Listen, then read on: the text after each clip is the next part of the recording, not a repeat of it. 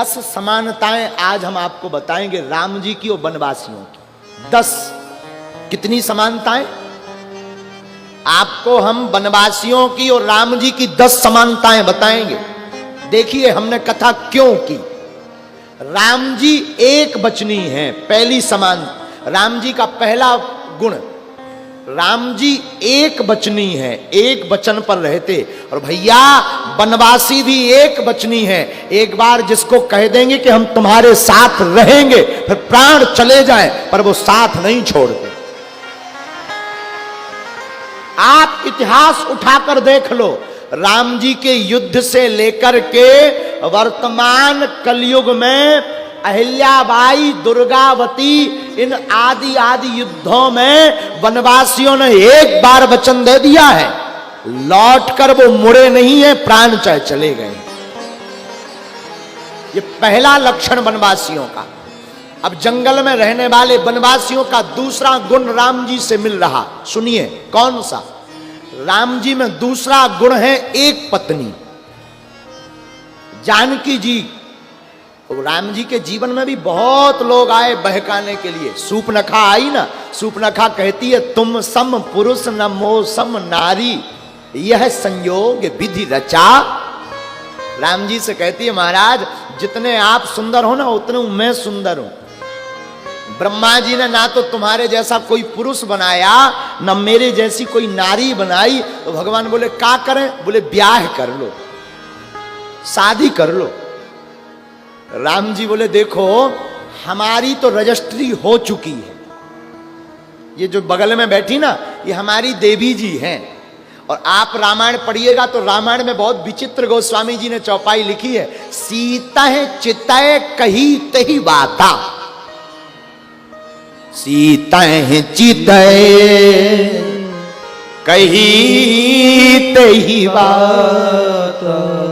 राम जी सूपनखा से बात कर रहे हैं पर देख जानकी जी की तरफ रहे, सूपनखा की तरफ देख नहीं रहे। बगल में जानकी जी बैठी हैं तो देख रहे जानकी जी की तरफ और बात सूपनखा से कर रहे। किसी ने पूछा कि ये उल्टा काम क्यों कर रहे हैं, जिससे बात करो उसकी तरफ तो देखना चाहिए ना। पता है राम जी क्या बोले? बोले भैया जब जिंदगी में वासना सताने लगे या कोई वासना लेकर आ जाए तो घबराना नहीं। कोई दूसरी स्त्री तुम्हें बहकाने आ जाए तो तुम अपनी पत्नी की तरफ देखते रहना, कोई तुम्हारा बाल बांका नहीं कर सकता। ये राम जी का सूत्र है। रामायण पढ़िएगा, हम नहीं कह रहे, रामायण में रामचरित्र मानस कह रही। सीतय चितय कही तेहि बाता। जानकी जी की तरफ देख करके राम जी कहते हैं कि देखो देवी जी हमारा विवाह हो गया, खूब कोशिश की, पर राम जी बात माने क्या सूपनखा की? नहीं, उल्टा नाक कान और कटवा दिया। मतलब क्या हुआ भैया?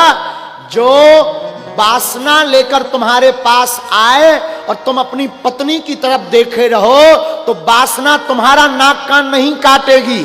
अगर कोई वासना का भाव लेकर आए और तुम अपनी पत्नी की तरफ देखो तो तुम ही वासना का नाक कान काट दोगे। पहला दूसरा गुण, और यही वनवासियों में भी गुण है। वनवासी भी एक पत्नी व्रतधारी होते हैं। वन में रहने वाले लोग, हम कल बता रहे थे कि अंग्रेजों में एक बड़ी आफत है, वहां पर हर 2 महीना में लुगाई बदल लेते हैं। 2 महीना में, हर 2 महीना में। हाँ, वहां पर गिनती करनी पड़ती है कि ये कौन से नंबर के पापा हैं, 13वें नंबर के कि 14वें नंबर के।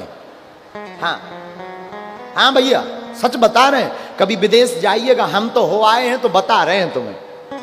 हाँ, लेकिन वनवासी इतने के लिए आज भी अच्छे हैं, एक पत्नी व्रत धारण करते। ये दूसरा गुण राम जी से मिल रहा है वनवासियों का। राम जी यूं ही नहीं वनवासियों के पास आए भैया, राम जी यूं ही नहीं आए। भोपाली लगाइए। राम जी यूं ही नहीं आए हैं। हा हा हा, राम जी वनवासियों से इसीलिए मिलने आए क्योंकि जो वनवासियों के अंदर गुण है ना, वो तीजा किसी में नहीं है। तीसरा गुण सुनिए राम जी का, तीसरा गुण है राम जी का शाकाहार। बुरा मत मानना, राम जी जीवन भर शाकाहारी तो थे ही, आजकल कुछ वनवासी जरूर मांसाहारी हो गए। कुछ परिस्थिति ऐसी थी कि भोजन की व्यवस्था नहीं थी तो पशुओं को मारकर अपना पेट भरते थे। पर वनवासियों, ये तुम्हारा भोजन नहीं है, तुम्हारा भोजन कंद मूल फल आदि तुम्हारा भोजन है। अब समय आ गया है, तुम राम के साथी बनो, फिर से पुरानी पद्धति में पहुंच जाओ, तुम भी मांस को त्याग कर शाकाहारी बन जाओ। पुराने वनवासी शाकाहारी होते थे। ये तीसरा गुण है वनवासियों का और राम जी का एक। और रुकिए, चौथा गुण सुनिए। आहा हा तपस्वीमय जीवन। राम जी का जीवन तपस्या में रहा है। कौन सी तपस्या? गुरु के चरणों में। पहले गुरु गृह पढ़न गयो रघुराई, अल्प काल विद्या। राम जी का जीवन तपस्वी में रहा है। और वन में रहने वाले लोग, वनवासी भी बड़े तपस्वी होते हैं। क्या धूप, क्या छांव, किसी की फिक्र नहीं। वो तो दिन ना रात वन में रहकर के एक प्रकार से तपस्या में जीवन ही जीते। यहां जितने बाहर के लोग आए हैं, हम तुमसे पूछते हैं, गर्मियों में क्या तुम बिना पंखा कूलर के सो लेते हो घरों में? जरा जवाब दीजिए। नहीं ना। पर भैया, ये लोग जो है बिना पंखा, बिना कूलर, बिना एसी के जी लेते हैं, सो लेते हैं। तो राम जी भी अगर तपस्वी हैं तो ये वनवासी लोग भी तपस्वी ही हैं। ये चौथा गुण। अब जरा पांचवा गुण सुनिए राम जी का। पांचवा गुण राम जी में था संयम और धैर्य। वनवासियों में भी बहुत संयम है। कितना संयम नहीं है। इतने साल बीत गए, आज तक कोई महात्मा इनके घर पर नहीं आया, पर वनवासियों ने कभी सनातन धर्म नहीं छोड़ा। इतने साल बीत गए, सरकार की ठीक ठीक योजनाएं इनके पास नहीं पहुंच पाई, पर आज भी वनवासियों ने भारत देश नहीं छोड़ा। ये संयम है, धैर्य है। राम जी के अंदर भी था, वनवासियों में भी यही है। अब वनवासियों में और राम जी में छठवीं समानता सुनिए। राम जी का छठवां गुण है खुद के वैद्य, स्वयं में वैद्य। वैद्य का मतलब डॉक्टर। कोई दिक्कत हो जाए तो राम जी बता देते, भाई ऐसा ऐसा कर लो, ऐसा ऐसा हो जाएगा। और यहां वन में रहने वाले वनवासी लोग भी अपने आप में वैद्य हैं। इन लोगों की इतनी औषधियां इन्हें पता होती हैं कि यहाँ डॉक्टर तो है नहीं, अंग्रेजी दवाई इंजेक्शन तो है नहीं, यहीं पर बीमारी होती और यहीं की औषधियों से अपने आप में ठीक कर लेते। ये राम जी का छठवां गुण वनवासियों से मिल रहा है। सातवां गुण सुनिए राम जी का। राम जी में सातवां गुण है योजनाओं से भरा जीवन। राम जी लंका भी गए ना, तो योजना की। पहले मीटिंग की, जामवंत जी को मंत्री बनाया। जामवंत मंत्री अति बूढ़ा। जामवंत जी को मंत्री बनाया। हनुमान जी को लंका भेजा, जाइए जरा रावण की मूंछ अपनी पूंछ से उखाड़ कर आइए। हाँ, ऐसे काम नहीं चलेगा। रावण की मूंछ और हनुमान जी की पूंछ दोनों बराबर टक्कर में रही रामायण में। हाँ भैया, दोनों टक्कर में रही। तो कहा जाओ जरा पता करो जानकी जी कहां है। अच्छा आप ही बताओ, क्या राम जी को पता नहीं था कि जानकी मैया कहां है? बोलिए ना। अरे उनको सब पता है भैया, लेकिन मेरे प्यारे राम जी योजनाबद्ध कार्य करते हैं और वन में रहने वाले वनवासी भी योजनाबद्ध कार्य करते हैं। कोई शत्रु हमला करे तो ये अपने कबीले में बैठकर, अपने नगर में बैठकर योजना करते हैं, पर तीरबान से इन पर अटैक करते हैं। तो ये वनवासी और राम जी में दोनों में समानता है। अब आठवां गुण और वनवासियों में समानता सुनिए। राम जी में आठवां गुण था सेवा और सहयोग।